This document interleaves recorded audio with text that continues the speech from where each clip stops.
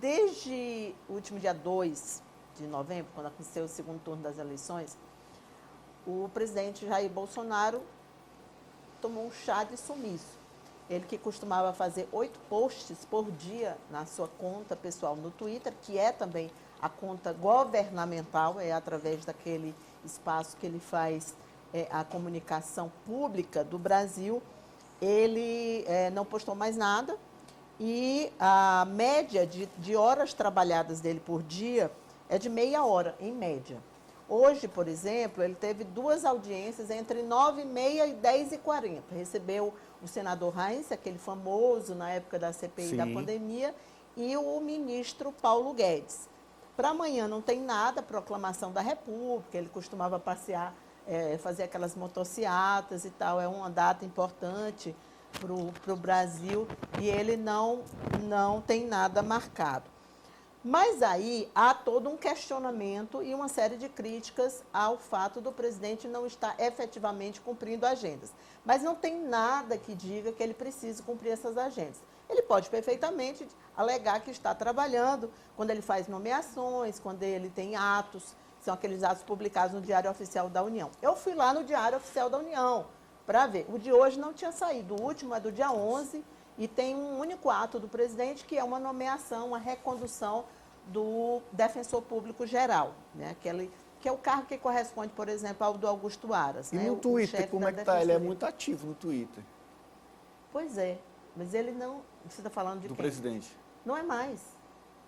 Sumiu também do Twitter. Sumiu, é isso que eu estou falando. Ele fazia uma média de 8 posts por dia. De setembro a novembro, ele pulou de 4 posts por dia para 8 posts por dia.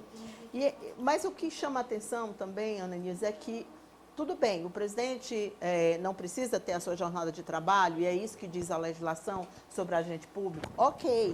Mas acontece que também os órgãos públicos não estão mais dando satisfação para a população.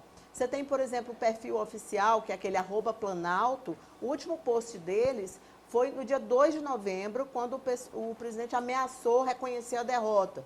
Foi nesse polêmico discurso dele aí de 2 minutos e pouco. Depois disso, a Secretaria de Comunicação nunca mais publicou nada. Então, nem você sobre não tem a transição, né? Nada, zero informações. E aí eu me questiono e acho de outubro, isso grave, né, a última porque postagem.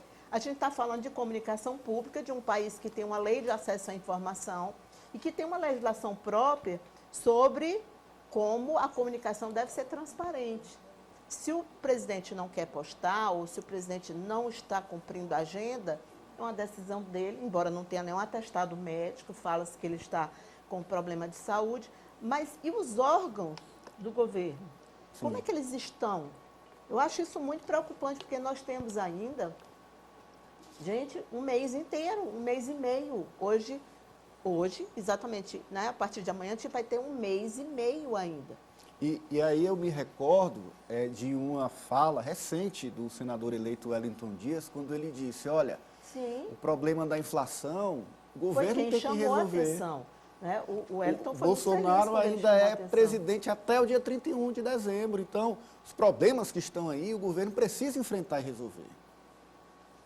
Exatamente. Precisa dizer o que está acontecendo no Brasil. Que a gente fica nesse vácuo, é uma coisa muito complicada, porque é uma transição, é um momento também de virada, de prestação de contas. Sim. Então, a população, primeiro que não é justo com os brasileiros, ele teve 60 milhões de votos, né? Quase isso. Você já tinha visto uma final de governo, uma transição assim, Amador? Não, desse abandono, né, total. Nunca houve, mas a gente não pode...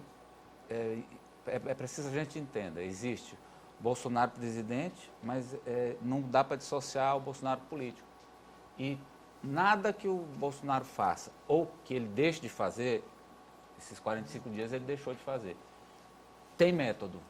Sim, claro. Tem um motivo para ele não estar fazendo. Sim. E é isso que está difícil da gente capturar e entender direito. Se é porque ele está alimentando que as pessoas ainda fiquem, é porque ele quer fazer como o Trump fez nos Estados Unidos, que até hoje, 2 anos depois da eleição do Trump, ainda tem gente que acha que a eleição lá foi fraudada.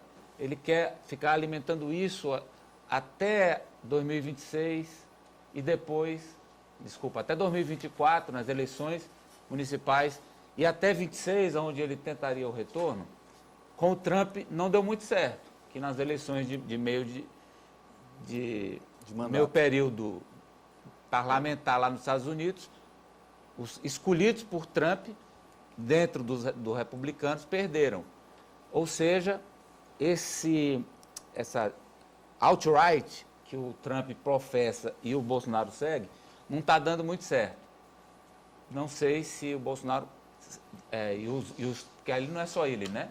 Existe muita gente que formula se eles vão seguir na mesma agenda. Se seguirem, nós teremos um Bolsonaro calado até sair do poder. Então, eu concordo com você. E o que eu estou cobrando, e que eu acredito que a população também está cobrando, é o Bolsonaro presidente. Tá? É o Bolsonaro presidente, porque ele deve satisfação ao povo brasileiro que o elegeu, e ele, num governo democrático, é salutar, é da civilidade que esse processo seja conduzido adequadamente e que isso seja denunciado reiteradamente, que o presidente não está trabalhando. Pelo PGE, isso não pode ser talvez. Isso não pode ser esquecido. Consequência, exatamente. Pelo PGE, talvez. Exatamente a consequência será? é essa. Que a Cíntia falou aqui da transparência. Esse silêncio e essa falta de comunicação até dos órgãos institucionais, porque tudo que a gente está tendo acesso de informação dessa transição vem do outro lado, vem do governo que ainda vai assumir. Né? O governo que está aí, que tem uma comunicação institucional que deve funcionar, ele não está informando nada para a população. No futuro, isso vai gerar um problema legal para o presidente Jair Bolsonaro, e aí ele vai reclamar que está sendo de novo perseguido pela justiça e etc. É realmente uma coisa a se cobrar e a se prestar bastante atenção. Ele não tem essa prerrogativa de se manter calado. Não. Inclusive, sobre esse ponto que o Amadeu citou, aquela base mais radical do presidente Jair Bolsonaro acredita realmente nas redes bolsonaristas que é uma estratégia eles se manterem em silêncio, porque isso suscitaria uma intervenção militar, algo que não tem qualquer base, mas são as teorias conspiratórias que esses grupos mais radicalizados, inclusive aqueles que estão ainda em frente aos quartéis, eles acreditam e não se preocupam que o Brasil está à deriva. E o presidente sumiu.